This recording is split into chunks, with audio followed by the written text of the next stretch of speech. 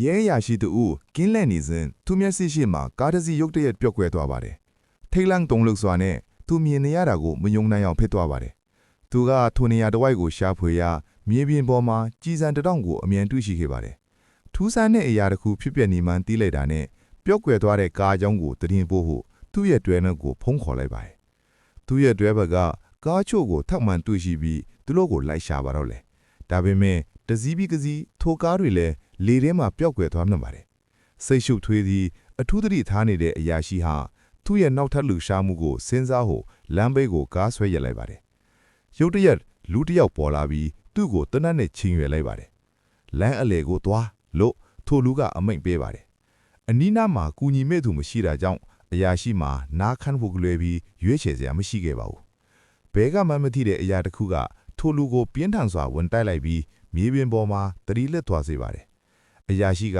လွှဲ့ကြည့်လိုက်တော့ပျောက်ကွယ်မသွားခင်ခက်တက်ပေါ်လာတဲ့မမြင်ရတဲ့ကားတစ်စီးကိုတွေ့လိုက်ရပါတယ်။အတွင်းထဲကရာဇဝတ်ကောင်ကထပြေးလွတ်မြောက်သွားပြီးအရာရှိကိုလူသူမရှိတဲ့လမ်းမပေါ်မှာမှင်သက်စွာနဲ့တယောက်တည်းထားခဲ့ပါတယ်